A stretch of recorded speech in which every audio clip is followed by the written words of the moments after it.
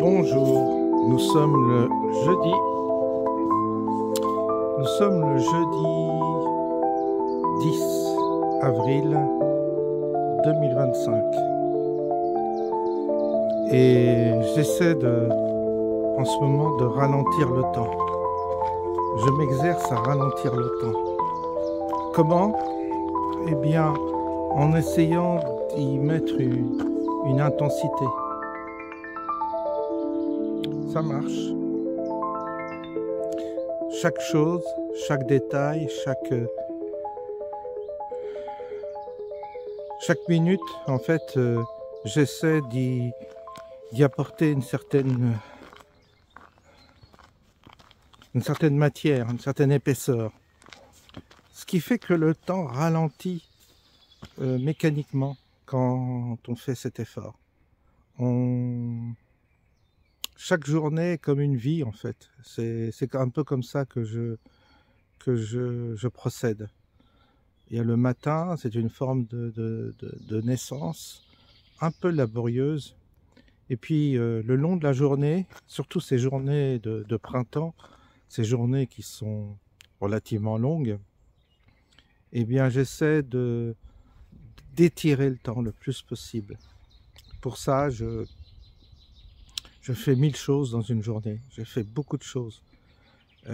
Sans précipitation, mais chaque instant est occupé d'une certaine manière avec une présence particulière, une présence que j'essaie d'y mettre. Comme ce soir, vous voyez, là c'est tard, hein, les 19 h, mais la journée est loin d'être terminée. Elle va se terminer vers les 1 h, 2 h du matin, donc on a encore quasiment 7 heures. Oui, on a le temps, quoi, encore. Vous voyez, la journée s'étire comme ça. Et à chaque fois, il y a quelque chose à faire, quelque chose à mettre en place, à préparer, une réponse à apporter, un contact. Et c'est vrai que aujourd'hui, la journée a été très dense d'une certaine manière. Dense par rapport à plein de choses qui se sont produites aujourd'hui. Et c'est pas du tout dans l'agitation.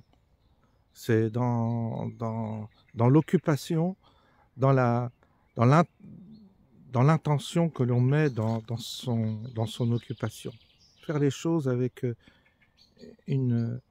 à chaque fois une forte présence, quoi. Être vraiment présent dans ce que l'on fait, dans ce que l'on écoute, dans ce que l'on lit. Et pour vous donner un exemple, ce matin, comme toujours, je m'éveille progressivement, je m'occupe de mettre les graines pour les oiseaux, je dispose les éléments différents pour que les bêtes soient nourries, les petits écureuils et les oiseaux puissent être nourris convenablement. Ensuite, j'écoute la vidéo de Athème qui est productif en ce moment. Alors, je vous ai fait connaître ce personnage, mais écoutez, chacun fait comme il l'entend, bien entendu, mais moi j'ai beaucoup de plaisir à l'écouter parce que tout ce qu'il dit résonne énormément. Ça m'inspire beaucoup ce qu'il dit, ça m'inspire énormément et donc je l'écoute avec attention et puis avec plaisir parce que sa voix est agréable et certains me disent qu'ils ont du plaisir à m'écouter. Je reconnais que parfois il y a des gens comme ça qui s'expriment, qui parlent sans intention particulière de flatter ou de plaire ou d'accrocher l'attention. Il n'y a pas de cinéma de cet ordre-là, c'est sincère, c'est comme s'il te parlait et j'essaie de faire la même chose évidemment. Il y a dans cet exercice-là quelque chose de semblable et donc je l'ai écouté et ça m'inspire, ça me nourrit pour la journée aussi, ce qu'il dit. Son sujet, c'était le mythe de l'homme, le côté mythologie, la mythologie chez l'homme, le côté masculin, le côté ce côté masculin, le patriarcat, la ressource énergétique dont dispose l'homme et qui a été plus ou moins castré par les femmes aujourd'hui.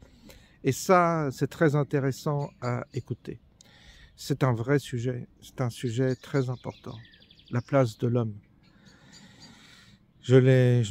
Ça rejoint exactement ce à quoi j'ai déjà réfléchi bien avant et que c'est un sujet très très important pour notre équilibre, l'équilibre de notre société, de notre monde et même l'équilibre spirituel. Mais ça nous entraîne loin tous ces sujets. Et c'est bien parce que il démarre sur ce sujet, il l'évoque à sa manière, à travers son propre vécu. Et moi, je pars de ça pour aller voir d'autres contrées, faire d'autres développements. Et ça c'est très agréable.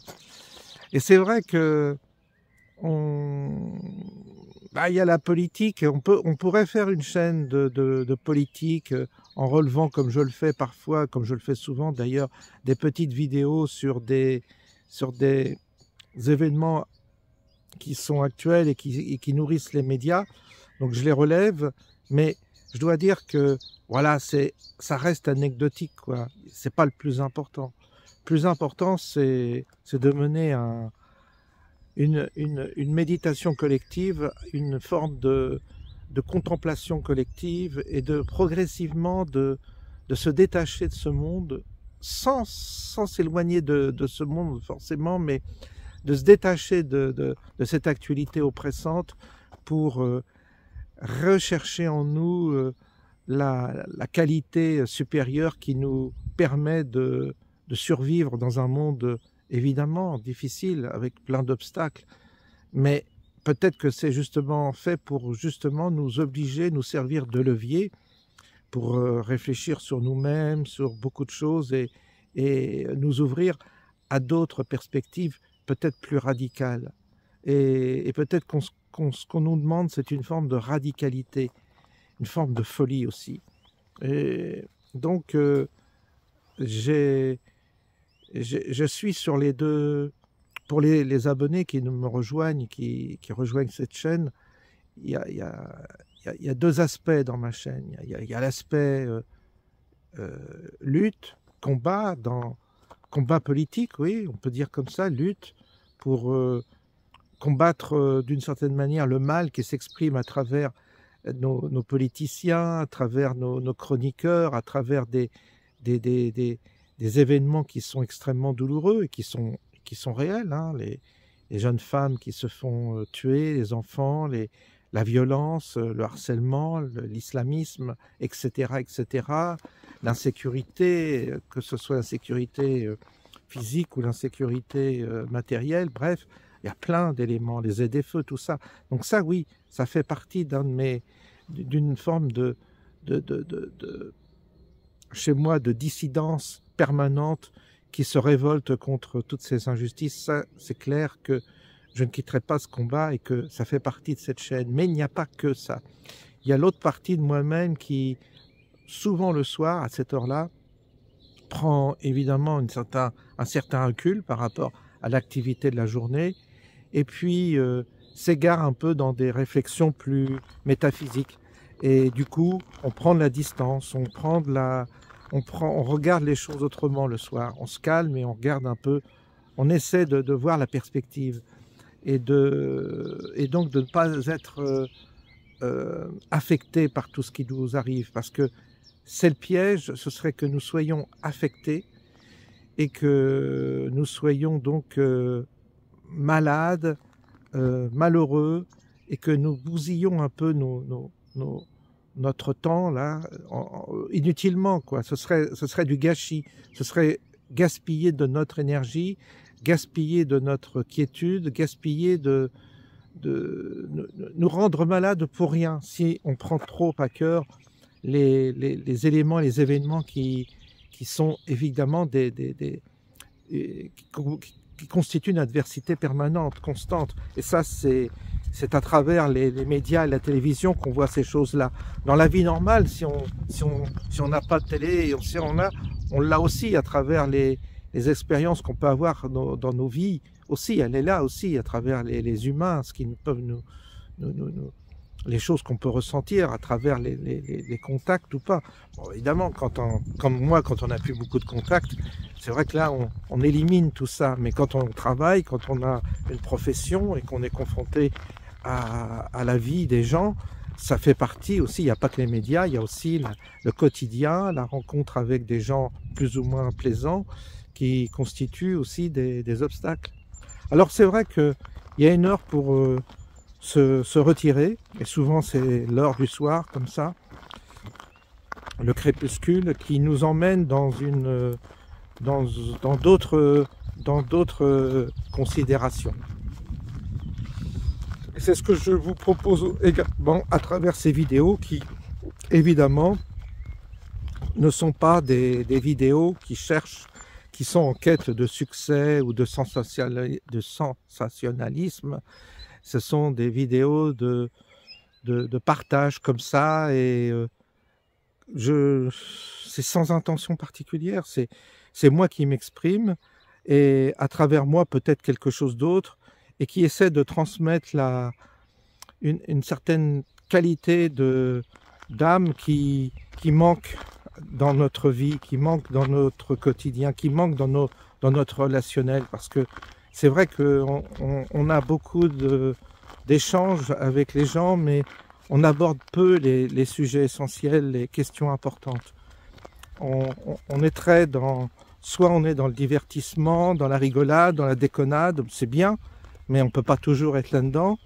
Et puis, on peut le faire, mais je ne suis pas contre, mais comme ça, occasionnellement. Puis, en plus, soit on est dans des relations où ce sont nos vies, nos préoccupations quotidiennes que l'on échange.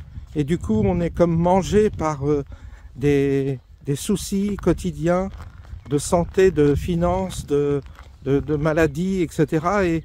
Et c'est comme ça que se passe notre vie quotidienne en général quand on rencontre. Alors, évidemment, la qualité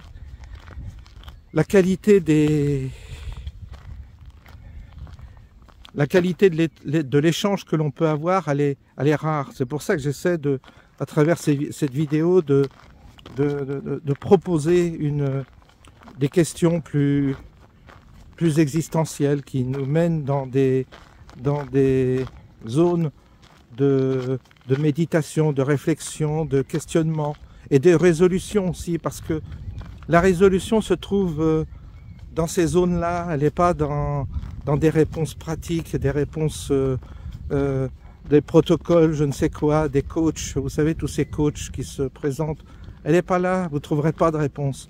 Vous perdez votre argent inutilement en cherchant des coachs et tout ça, c'est inutile. Il faut simplement avoir le réflexe d'aller chercher en nous la zone où se logent les réponses. Et elles y sont. Mais la réponse à tous vos problèmes, à toutes vos difficultés, à tout ce que vous pouvez rencontrer, il y a des réponses. Mais moi, tout ce que je peux vous dire, c'est que cette zone en nous, elle est difficilement atteignable. C'est pour ça que nous sommes souvent aveuglés, perplexes et souvent face à une forme de destin, une forme de fatalisme. Il nous arrive telle chose, c'est fatal, on croit que c'est fatal. Je crois que rien n'est fatal. Je crois que tout est combiné, tout est enchaîné. Les causes, les effets, les racines, il y a un enchaînement d'éléments qui nous amènent à des circonstances qui peuvent être soit plaisantes, soit déplaisantes. Mais tout cela se tient. Et il est important d'aller chercher en général les raisons qui nous amènent à telle situation pour dénouer des situations compliquées. Parce que, et là j'en reviens à une méthode pratique, parce que c'est vrai qu'il y a beaucoup de choses à démêler dans ce monde. Vous savez, on est dans une dimension matérielle, dite matérielle, où tout est... On habite un corps qui déjà est plus ou moins en bonne santé. Ensuite, on doit survivre dans un monde avec des contraintes qui sont de plus en plus dures, plus sévères. Vous avez des contraintes énormes. Alors on parle des normes, tout ça, mais la vie est devenue très contraignante. On doit choisir, comme je vous disais, un lieu de quiétude, un lieu où on puisse vivre un peu au calme, quoi, sans être agressé, sans être inquiété. Enfin bref, on a beaucoup de possibilités, de décisions, et on doit aussi régler les problèmes matériels, les problèmes d'argent, qui sont... l'argent, c'est quelque chose de virtuel, mais d'une certaine manière, on en a besoin. C'est virtuel, mais pas que virtuel, quoi. C'est un impact, évidemment, dans nos vies, parce que pour changer de région, pour aller vivre dans un endroit, pour se déplacer, il faut de l'argent, et cet argent, il n'est pas toujours facile à acquérir dans ce monde où certains gagnent énormément, d'autres très peu ou difficilement. Là aussi, il y a des solutions. Non, il y a des solutions. Ça n'existe pas un monde sans solution. C'est ça qui est assez extraordinaire dans notre existence. C'est quand, en soi, on a toutes les solutions sont là, de guérison, de régler, mais il faut absolument rechercher en nous la zone où se logent les solutions, où se logent les réponses. Et cette zone en nous, évidemment, ça nécessite une disposition particulière, ça nécessite de s'entretenir avec soi-même, ça nécessite du calme, ça nécessite une forme d'attitude méditative, une certaine attitude d'introspection, et ça nécessite beaucoup de patience, comme je vous disais, parce que si vous êtes trop pressé, trop impatient, c'est contre-productif. C'est contre-productif. Ça, je vous le dis, ça va pas du tout. Il faut vraiment être tranquille, patient, et là, d'un seul coup, la réponse apparaît, la solution vous apparaît, et vous dites « Ah oui, alors là, j'avais pas vu cet aspect-là, mais oui, c'est ça dont il est question. » Et vraiment, il y a un secret là qui est bien caché, qui est bien gardé, c'est cette capacité à aller en soi chercher la réponse à nos tourments, à nos questions. Parfois, quand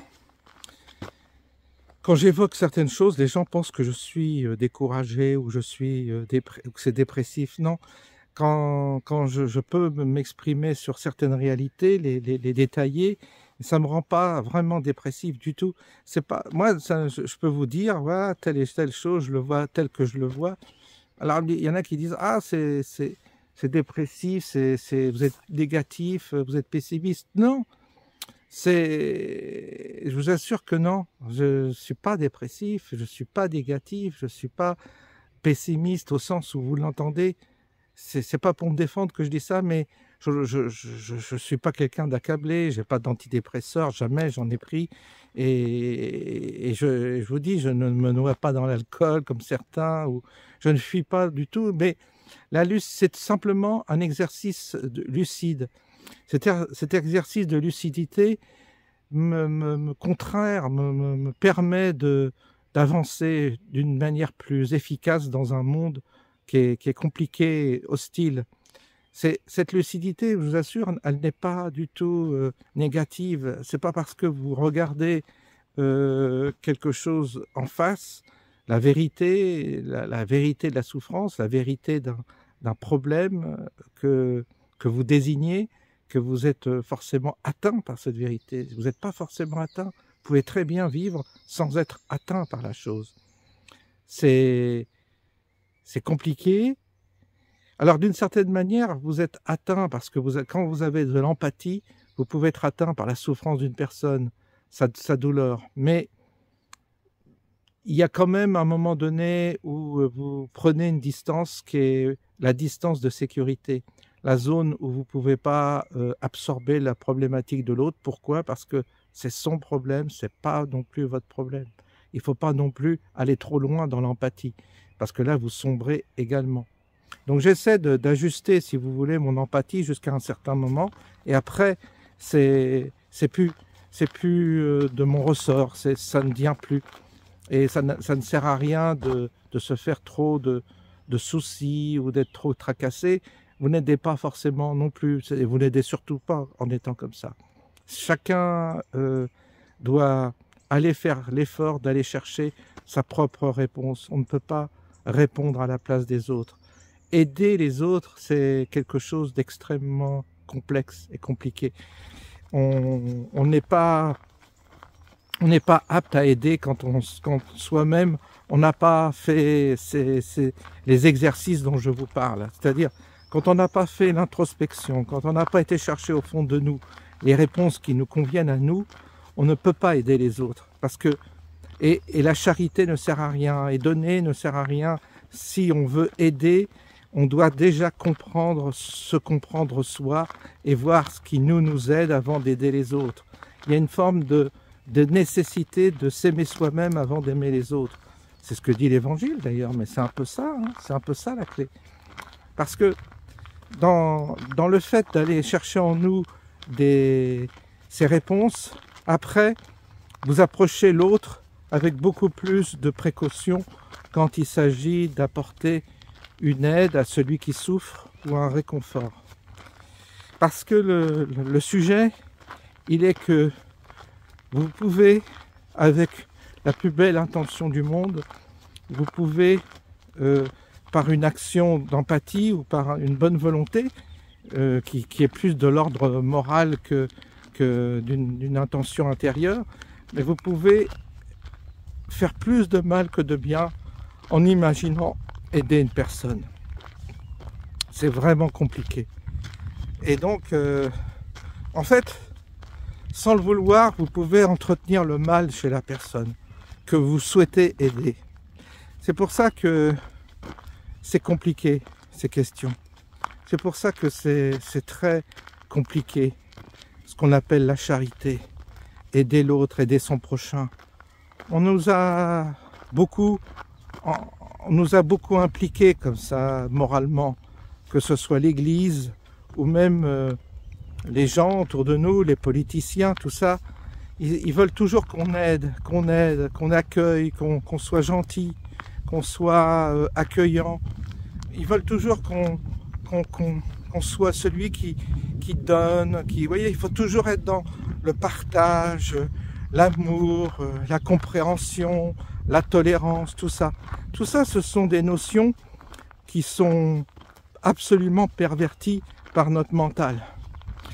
Et comme c'est perverti, c'est contre-productif. Ce qui fait que je vais prendre l'exemple de parents.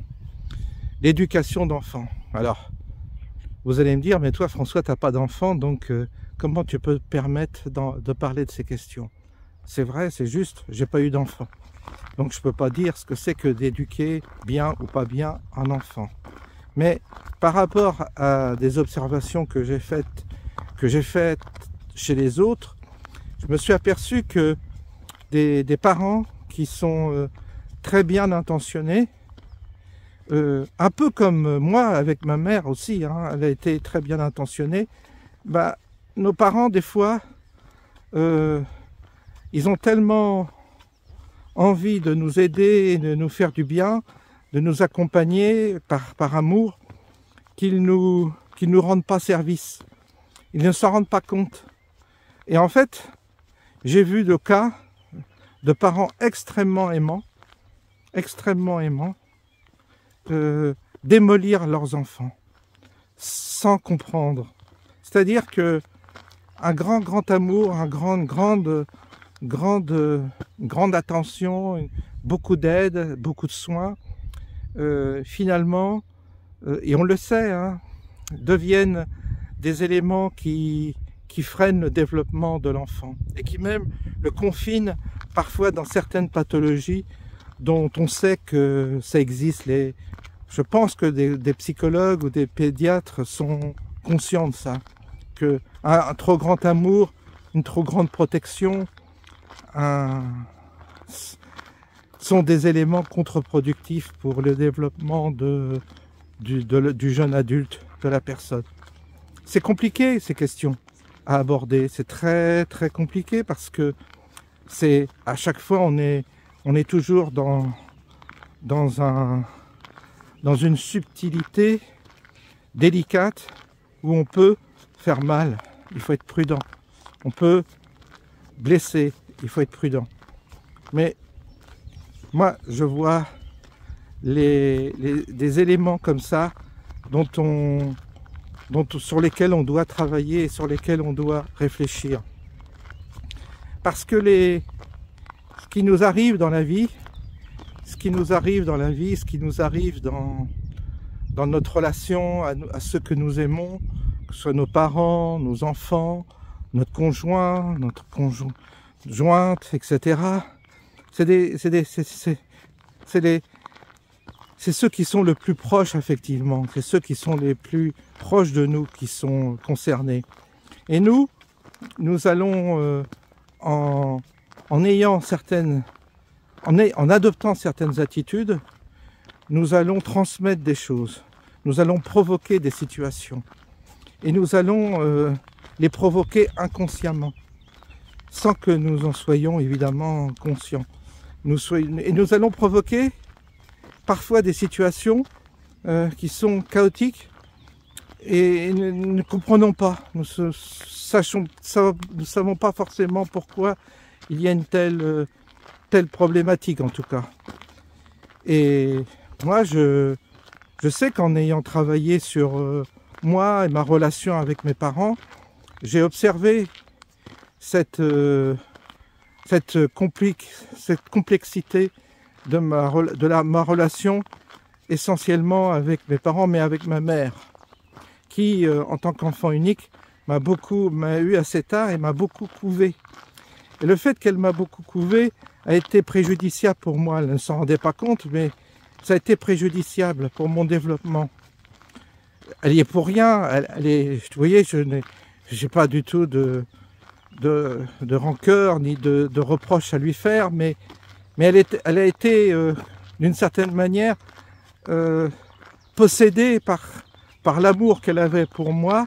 C'était trop d'amour.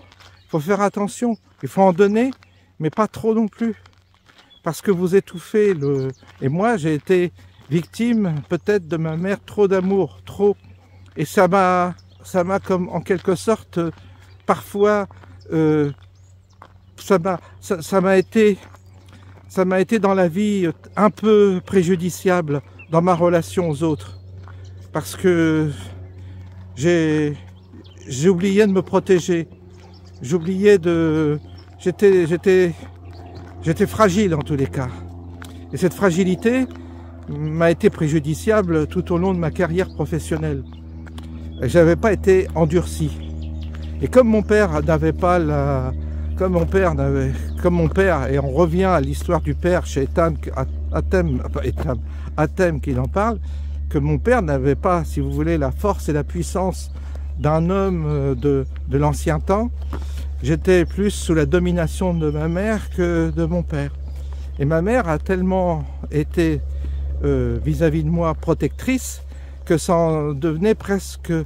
elle était presque castratrice. Et c'est ça qui est dangereux, parce que si vous castrez votre enfant, il n'a plus les armes pour se défendre. Il lui faut une virilité et une force pour se battre dans un monde où c'est une bataille. Alors, je ne parle pas d'une bataille physique, bien qu'aujourd'hui, il sache qu'il est important de se battre physiquement, mais pas que. Il y a besoin de se battre symboliquement dans un univers de compétition, une jungle, quoi. Le monde, c'est une jungle.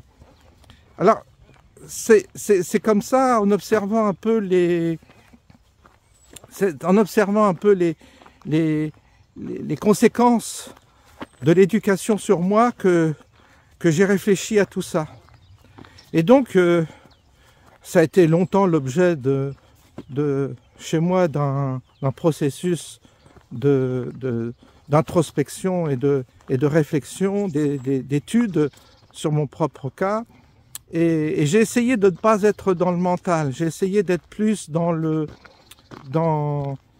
toujours pareil, moi je cherche un peu l'instinct en moi, le réflexe instinctif qui m'inspire mieux qu'une déduction intellectuelle. Je me méfie toujours de l'intellect et du mental, dans une rationalité qui est apparente, mais il n'y a pas de véritable rationalité. Il y a simplement une forme de concept du mental qui essaie d'avoir une analyse de la situation, mais le mental n'est pas bien inspiré. En tous les cas, il peut servir d'outil, mais je pense qu'en fait, derrière le mental, il y a une autre force, qui est une autre type d'intelligence et qui nous inspire, qu'on appelle intuition, je dirais. Voilà. Voilà. Et donc, du coup, intuitivement, il a fallu que je m'éloigne de mes parents. Je l'ai senti. Et je ne me suis pas éloigné de ma mère parce que je ne l'aimais pas, mais parce que je l'aimais trop. Et je me suis dit, si tu es trop proche de ta mère, tu vas sombrer. Le jour où elle va partir, tu vas t'effondrer. J'avais en quelque sorte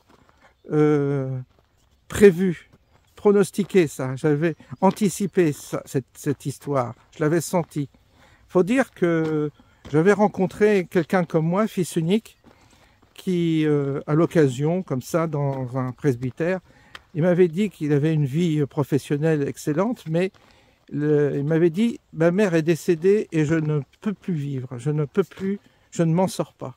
C'était un homme qui avait une soixantaine d'années, qui avait l'âge que j'ai actuellement, et moi à l'époque j'en avais 40. On avait 20 ans de différence, et ce monsieur-là me disait « je n'arrive pas, vous allez trouver ça idiot, mais je n'arrive pas à m'en remettre, je n'arrive pas ». Et il m'avait dit qu'il avait vécu avec sa mère, parce qu'il avait perdu son père, comme beaucoup d'enfants uniques parfois finissent avec leur mère. Et ça avait été pour moi, alors ça, et je vous le redis aujourd'hui, parce que ça avait été, tac, pour moi, une forme d'étincelle, de prise de conscience. Je me suis dit, ah, toi, il ne faut pas que tu finisses comme ça, parce que tu vas t'effondrer aussi, tu survivras pas.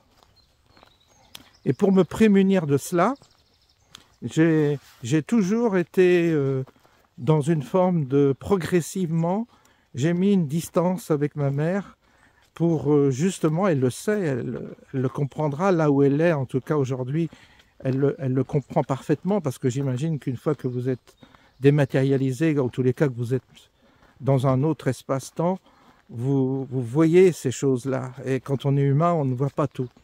Mais je pense qu'aujourd'hui, elle le comprend, que du tout, c'était pas du tout chez moi le désir de m'éloigner affectivement de ma mère, mais c'était le désir de protéger ma vie d'une forme de déclin programmé par une attitude trop fusionnelle avec ma mère. Il faut être prudent, vous savez, sur toutes ces questions-là. Donc, il est très important, je crois, de quitter la maison jeune, de partir assez tôt de son nid familial. Il faut que l'enfant, comme l'oiseau qui quitte le nid, il faut que l'enfant vole de ses propres ailes. Alors à 18 ans, ça a été la bonne occasion pour moi d'aller au séminaire. Je suis allé à Vienne, près de Lyon, et ça a été la coupure avec la famille, et c'était bien. J'avais hâte d'avoir mon permis de conduire, d'une part, pour obtenir une liberté de mouvement, ne pas être dépendant. Mon obsession, c'est plus d'être dépendant de mes parents. Ça, c'était obsessionnel chez moi, parce qu'instinctivement, je voyais la nécessité d'être indépendant. Et d'autre part, je suis allé au séminaire, ce qui fait que j'ai quitté le giron familial assez jeune, à 18 ans, l'âge de la majorité. Et je suis parti au séminaire et c'était très bien. Je me suis débrouillé moi-même. Et après, j'ai toujours été plus ou moins. Alors, il y a eu des périodes où je suis revenu chez mes parents parce que j'ai connu des accidents. Ils étaient là pour m'aider et pour m'accueillir quand quand je me suis planté financièrement ou que j'étais dans la merde. Mais aussitôt que je me relevais, aussitôt que je pouvais, je m'éloignais à nouveau pour pas rester dans une dépendance et et dans une dépendance affective et ni matérielle aussi, quoi, parce qu'il fallait bien matériellement que je m'en sorte par moi-même. Donc j'ai essayé, si vous voulez, de me prévenir de cela. Parce que j'ai vu trop de cas d'enfants malheureux, très très malheureux, prendre difficilement le dessus après les... Alors, tout ça, c'est après le décès de leurs parents. Tout ça, c'est pour vous dire que, évidemment, vous avez les conventions. Alors, les conventions, c'est tu devrais prendre tes parents chez toi, tu devrais garder tes enfants chez toi, tu devrais les aider, tu devrais ceci, tu devrais cela. Ça, ce sont des conventions humaines rattachées à une morale chrétienne un peu, bon, ou une morale traditionnelle. Et c'est là qu'il y a un souci. Parce que la réalité, c'est qu'on doit également travailler sur cette question de la morale, de ce que tu fais. Est-ce que c'est bien? Est-ce que tu fais du bien ou du mal à ton prochain en voulant l'aider? Et c'est une question très importante. Il ne s'agit pas d'être égoïste, bien entendu. Il ne s'agit pas de réagir et de trouver un prétexte pour être égoïste, mais il s'agit de vérifier l'efficacité de ton attitude par rapport à l'autre que tu veux aider, que tu aimes, mais que tu ne sais pas comment faire pour l'aider. Et ça, que tu sois parent, enfant, tout ce que tu veux, c'est une question qui nous concerne tous. Tous. C'est pour ça que je vous invite vraiment à tous à réfléchir dans vos vies, parce que je suis sûr que tous nous avons des exemples particuliers, parce qu'on a tous vécu ces questions difficiles à gérer, difficiles à négocier avec nos semblables, avec ceux qui sont proches, voire les amis, vous voyez. Et donc, et tout ça doit se faire sans... Vous voyez, la pire des choses, c'est quand on se sépare avec violence, quand on est violent, quand on tranche une situation parce qu'elle est insupportable. Alors on voit c'est là qu'on voit en général les humains cherchent des prétextes pour mettre fin à une situation, et souvent ils cherchent une excuse, ou ils cherchent une objection, ou ils cherchent une raison pour casser une situation qui serait négative, qui serait néfaste. Alors vous avez des couples comme ça qui se mettent à s'engueuler ou à se séparer. En fait, ils se cherchent l'un et l'autre. Ils sentent que ça peut pas durer, qu'ils sont pris tous les deux dans un mécanisme infernal, destructeur. Et au lieu d'avoir une conciliation intelligente et d'essayer de surmonter la déception de leur aventure, où ils cherchent un prétexte souvent dans l'adversité, et donc ça devient violent. Mais la violence, c'est souvent un prétexte, c'est souvent une attitude, c'est un manque d'intelligence, c'est un manque de réflexion, c'est un manque de recul et de retour sur soi. Parce que si on a l'honnêteté d'être vis-à-vis de soi honnête, si on a l'honnêteté d'être vis-à-vis de soi sincère, on doit reconnaître qu'on participe à l'échec de la relation. Et donc je vois des relations se détruire mutuellement. Alors là aussi c'est pareil, c'est la relation enfant-parent, c'est la relation conjointe, c'est la relation avec des amis très proches. Il y a une rupture parfois qui apparaît. Elle est nécessaire, cette rupture. Je ne dis pas qu'elle n'est pas nécessaire, mais elle se fait malheureusement à l'occasion d'un conflit. Et le conflit est un prétexte d'une nécessité de prendre de la distance l'un vis-à-vis de l'autre, ou de résoudre une problématique trop fusionnelle ou trop intense. Et souvent, la rupture violente détruit une des deux personnes ou détruit les deux personnes. C'est ça qu'il faut éviter. Et c'est pour ça qu'on ne doit pas se fâcher, on doit éviter, mais c'est facile à dire ce que je vous dis. Mais l'idéal, ce serait d'éviter la violence. C'est pas toujours évident. Parfois, il faut être violent, cassant, et c'est pas sans problème, c'est pas sans dégâts non plus, c'est pas sans conséquences. Mais si on peut éviter et de rechercher les causes qui nous ont amenés à cet échec dans notre relation, eh bien, ça évite, il y a possibilité de faire un travail d'introspection pour désigner les raisons profondes du problème dans lequel on est, sans aboutir à des conséquences qui seraient violentes, quoi, qui seraient cruelles parfois, ça peut conduire au meurtre aussi, vous savez. C'est la tragédie, si vous voulez, de l'incompréhension, l'incapacité des humains à se comprendre sur le fond. On est trop sur la surface, on est trop sur l'apparence des choses, on n'est pas assez dans la profondeur, on n'est pas assez dans la question, on ne va pas chercher la racine. C'est là que réside notre erreur.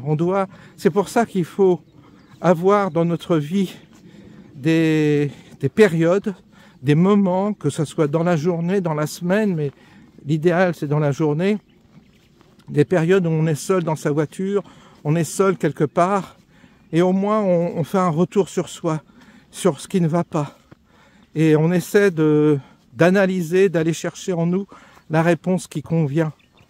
L'intuition nous aide, l'intuition nous aide à prévenir parfois des situations justement qui sont des situations en escalier et qui sont comme des spirales qui nous entraînent de plus en plus dans une forme de processus infernal, quoi. C'est dans cela qu'il faut être. Il faut aussi il y a un moment donné où ton intuition peut nous aider. Voilà un peu comment moi j'ai agi avec mes parents. Et c'est vrai que j'ai tenu parce que c'est une séquence avec mes parents, surtout quand vous êtes fils unique. C'est une séquence extrêmement périlleuse que j'ai vécue quand on a des parents qui vieillissent, qui sont malades et qui se retrouvent seuls quand un des deux décède. Et là, vous devez gérer quelque chose d'extrêmement périlleux. Et les solutions faciles, que l'on croit généreuses, ne sont pas forcément les bonnes solutions. C'est là qu'il faut être très prudent et même soi-même se méfier des conseils, d'une part, que peuvent donner les autres. Ça, c'est pas bon en général, parce qu'ils savent pas. Et se méfier des belles intentions, des bonnes intentions que l'on vous vend dans des catalogues de catéchisme et pour bigotes, quoi. Vous voyez, c'est ça qu'il faut faire attention. Donc là aussi, que ce soit nos parents, nos enfants, nos amis, la qualité de la relation, la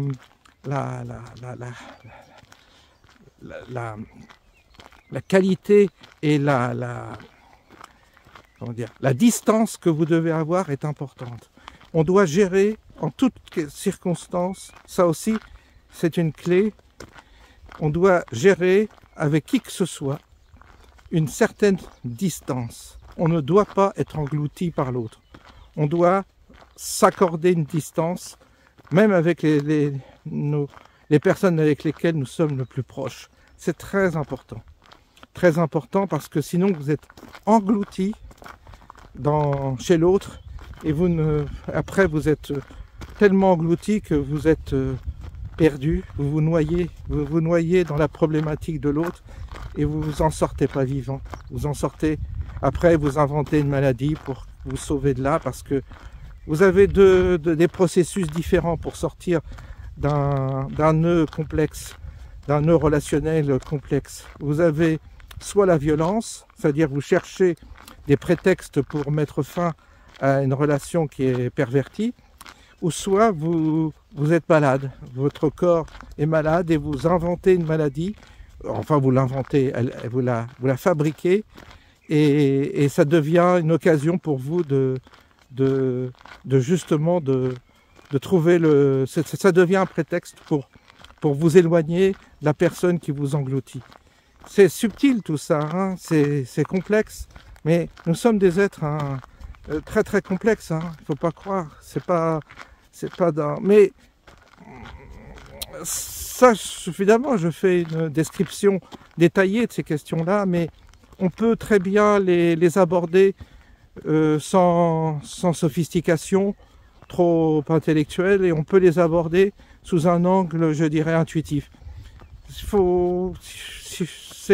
pour ça parfois des gens simples trouvent les solutions aussi, parce qu'ils n'ont pas forcément la possibilité de formuler les choses telles que je les formule là, mais ils ont en eux une bonne intuition qui les guide également et qui leur évite bien des déboires. C'est pour ça qu'il n'y a pas besoin non plus d'avoir un cerveau trop sophistiqué pour résoudre ces problèmes dont je vous fais part là, ce soir.